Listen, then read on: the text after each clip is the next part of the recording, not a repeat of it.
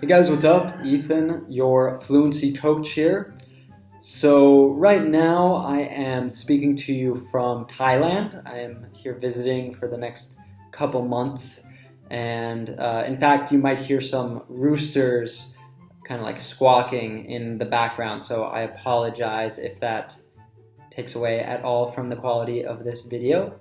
But today I just wanted to share with you something that I was thinking about the other day, because here in Thailand there are a lot of expats. Expats are people that are living in a country that are not originally from that country. So many people come from Europe, from the United States and Canada, from all over the world, and to live here in Thailand because it's just such a wonderful place.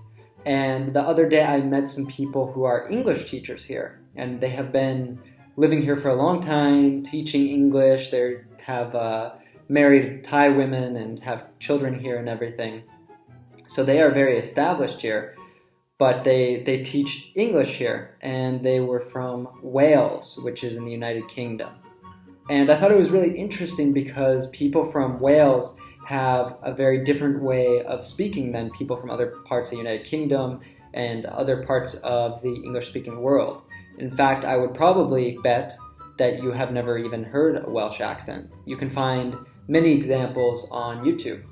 But my point here is that these guys, speaking to them, I noticed that they make a lot of grammatical mistakes, what would traditionally be thought of as grammatical mistakes.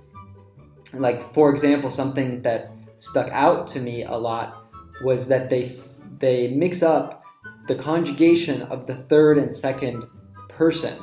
And I know as an English learner, you have probably gone over conjugation many times to the point of actually being nauseous, of not wanting to study these conjugations anymore. And so it's quite funny to see a native English speaker that is confusing two different conjugations intentionally.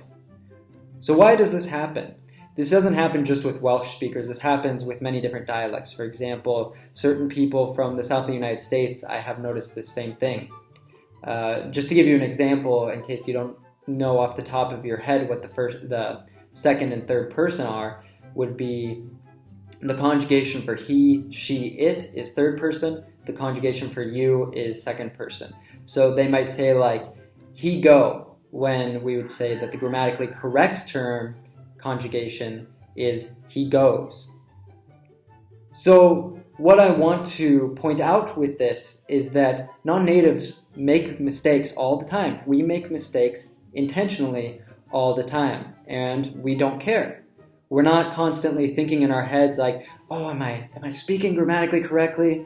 Did I conjugate that verb right? I'm not sure I don't. What are they going to think of me? We don't do that. And natives will make mistakes like this all the time.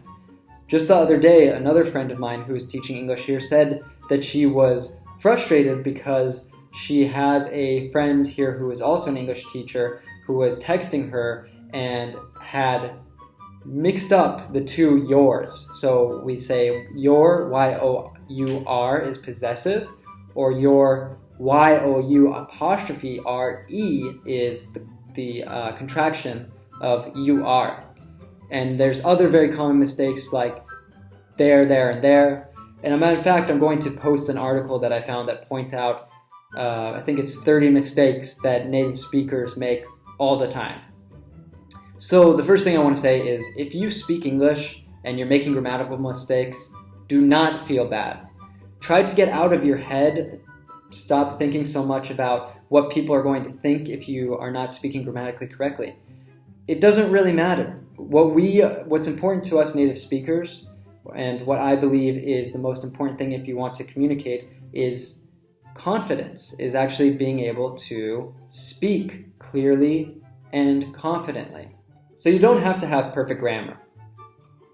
You can make mistakes, but you should make them confidently. You should not be constantly doubting yourself.